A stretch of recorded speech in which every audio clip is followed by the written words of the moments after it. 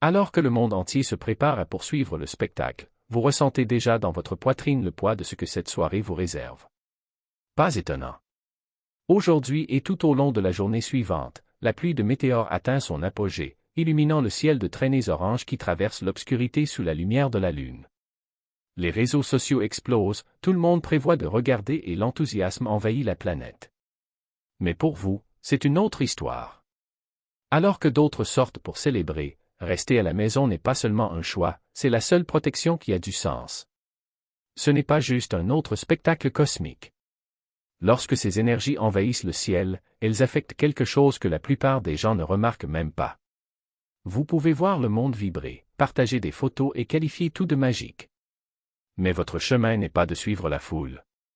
Vous êtes à l'écoute d'une fréquence différente, qui transforme ces événements en surcharge, confusion, voire chaos si vous n'y faites pas attention. Parce que lorsque le ciel brûle, toute la lumière n'est pas sûre à suivre. Ce qui se passe maintenant ne ressemble à rien de ce que vous avez jamais vu. Ces météores ne sont pas comme les autres. Ils viennent des profondeurs de l'espace, insensibles au rythme terrestre, porteurs de vibrations qui semblent étrangères à cette planète. Chaque traînée de lumière qui tombe n'est pas seulement une étoile qui s'éteint, c'est un intrus envahissant notre ciel. C'est pourquoi l'énergie semble si étouffante, si déplacée. Et quand quelque chose d'étranger entre dans notre monde, cela ne passe pas inaperçu. Cela change ce qui existe déjà, et certains d'entre vous ressentiront cette transformation avant même la fin de la nuit. Et comme si cela ne suffisait pas, demain Mercure entre en Vierge, allumant la mèche d'une explosion déjà sur le point de se produire. Ce n'est pas un simple passage astrologique, c'est comme verser de l'essence sur un feu qui brûle déjà dans le ciel. Mercure régit l'esprit, la communication, le flux constant d'informations que nous sommes obligés de traiter. Mais en Vierge, tout devient plus net. Les pensées sont plus profondes, les vérités se révèlent et les détails que vous avez ignorés commencent à attirer votre attention. Imaginez maintenant cette énergie entrant en collision avec les fréquences étranges tombant du ciel. Il ne s'agit pas seulement d'une double intensité, mais d'une double conséquence. Quand deux forces s'affrontent, seuls ceux qui restent immobiles résistent. Si vous sortez, vous ne serez pas seulement sous une pluie d'étoiles filantes. Vous serez au centre d'un tourbillon, pressé par deux énergies qui réclament votre attention en même temps. C'est pourquoi les élus ressentent l'appel à rester chez eux. Le silence devient un bouclier, le calme devient survie. Celui qui résiste à cet instinct sera le premier à sentir son esprit tourner et son énergie se dissiper. Ce spectacle cosmique aurait pu arriver à n'importe quel moment de l'année, mais il a choisi exactement ce moment. Il traverse le ciel à la fin du mois de septembre, et ce n'est pas une coïncidence. Septembre a toujours été un mois de transition, un pont invisible entre l'agitation de l'été et la concentration de l'automne.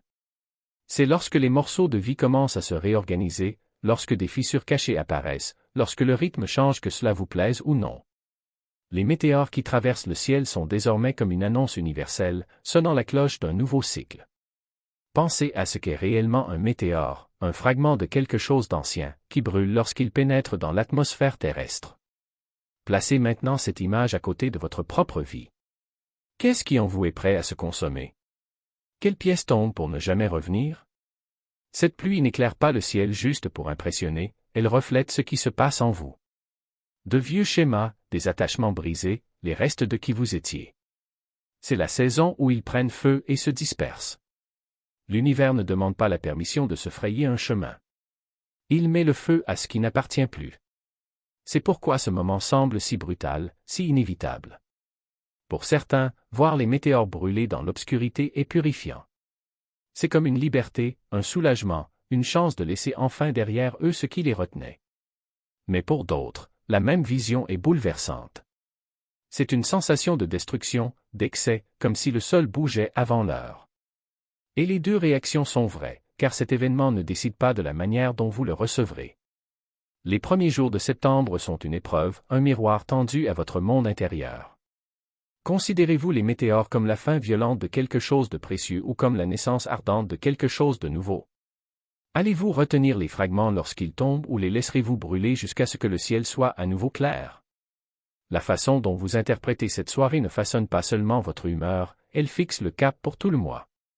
C'est pourquoi ce phénomène s'impose désormais, en ce seuil de septembre. Cela vient vous rappeler que le temps ne s'arrête pas, que les cycles changent, que vous soyez préparé ou non. Ces météores n'apparaissent pas comme des décorations, ils sont une leçon. Ils ne se contentent pas de traverser le ciel, ils traversent votre chronologie. Lorsque les fragments auront fini de brûler et que la fumée se dissipera, la seule question qui restera est, quelle version de vous a survécu à l'incendie? Si vous sortez pendant les heures de pointe, vous le ressentirez tout de suite. Ce n'est pas une nuit pour se cacher. L'air semble plus épais, chargé de quelque chose que vous ne pouvez pas nommer, comme des courants invisibles effleurant votre peau. Chaque son semble plus aigu, chaque mouvement semble amplifié. Le temps ne s'écoule pas normalement, il s'étire, se courbe, clignote à des rythmes étranges qui vous font vous demander si des minutes ou des heures se sont écoulées. C'est désorientant, dérangeant et, pour l'élu, un assaut direct sur les sens. Beaucoup décrivent des étourdissements qui surviennent par vagues, comme si le sol n'était soudainement plus ferme. D'autres ressentent une étrange sensation de picotement sur leur cuir chevelu, comme des étincelles invisibles crépitant contre leur cerveau. Et il y a ces chocs soudains qui parcourent votre système nerveux, vous laissant effrayé, comme si l'air lui-même avait secoué votre corps. Ce ne sont pas des coïncidences ou des excentricités de la nuit. Ce sont des signes. Preuve que les fréquences dégagées par cet événement n'étaient pas destinées à être absorbées à l'air libre. Imaginez-vous marcher dans un champ chargé d'électricité statique. Chaque pas vibre, chaque respiration semble électrisée, chaque mouvement vous met en contradiction avec la tempête invisible. C'est ce que crée ce phénomène lorsque l'on est directement sous sa pluie. Les traînées de lumière dans le ciel sont éblouissantes, oui. Mais le prix à payer, c'est la confusion, la surstimulation, la dispersion de votre attention. Toutes les lumières du ciel ne sont pas là pour vous guider, certaines sont là pour vous tester. Et c'est une de ces preuves. Le problème n'est pas seulement ce que vous ressentez sur le moment, mais aussi la façon dont la nuit reste dans votre corps après votre retour à l'intérieur. Certains se réveillent le lendemain lourds, flous, comme s'ils étaient épuisés. D'autres se sentent épuisés, comme si leur énergie avait été épuisée sans consentement. Pour ceux choisis, dont la sensibilité est plus grande, les effets peuvent être encore plus profonds. Les détails du quotidien prendront la forme de révélations. Le café aura un goût plus intense, comme si chaque gorgée était une promesse. Et lorsque vous regarderez le ciel à l'aube, vous ne verrez pas seulement le bleu fané du matin, vous verrez la trace invisible de ce qui s'est passé, une signature cosmique gravée dans l'air. C'est le vrai cadeau de la nuit. Ce n'est pas dans les météores qui brûlent, mais dans la clarté qui naît ensuite. Pendant que d'autres se réveillent avec le souvenir flou d'un spectacle déjà effacé, vous vous réveillerez avec un esprit vif, comme poli par le silence.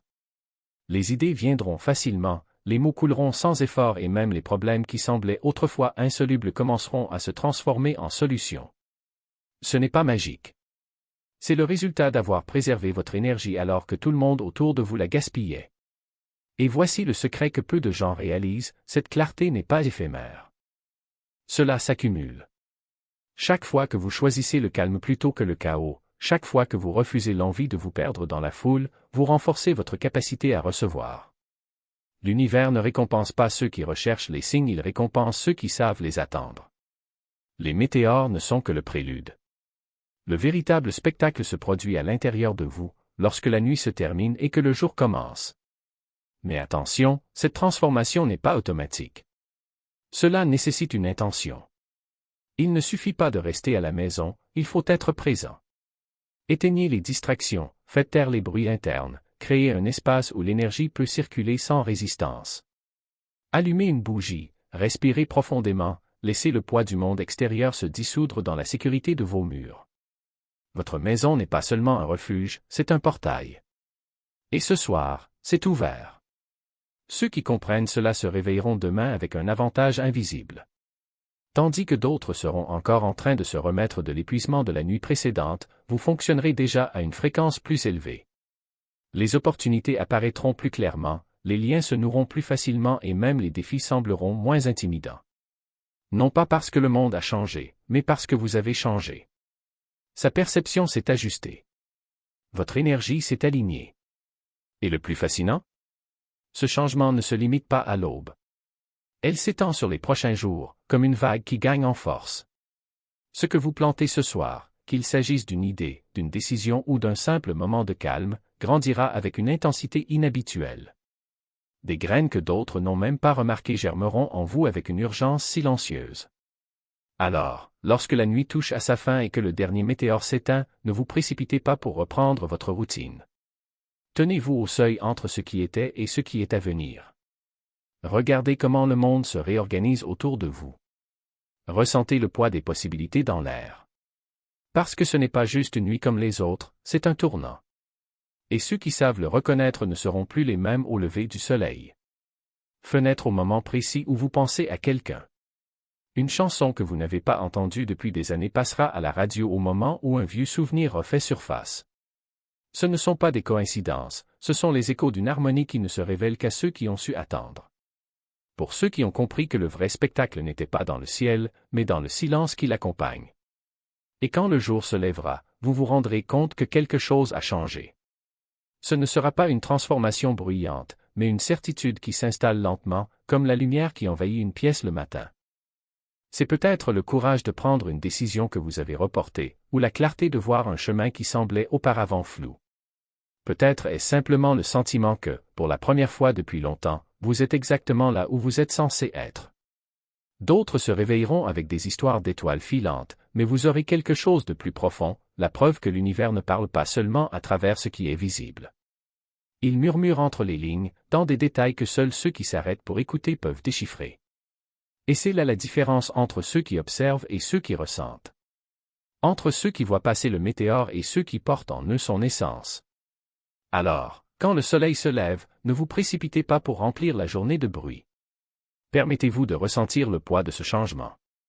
Respirez profondément et remarquez à quel point même l'air semble différent, plus léger, plus net, comme si quelqu'un avait ajusté l'orientation du monde qui vous entoure. C'est la récompense de ceux qui ont su honorer l'instant, non pas un spectacle extérieur, mais une révélation intérieure. Et si par hasard quelqu'un vous demande ce que vous avez fait cette nuit-là, vous sourirez sans répondre. Parce que certaines choses ne s'expliquent pas, mais seulement se vivent. Et celui-ci en fait partie. La fenêtre s'ouvre au moment précis où une pensée importante vous traverse l'esprit. Les paroles d'un inconnu correspondent parfaitement à la question que vous posiez en silence. Ce ne sont pas des coïncidences. Ce sont des confirmations. L'univers vous fait écho, oui. Vous avez entendu. Oui, vous avez bien choisi.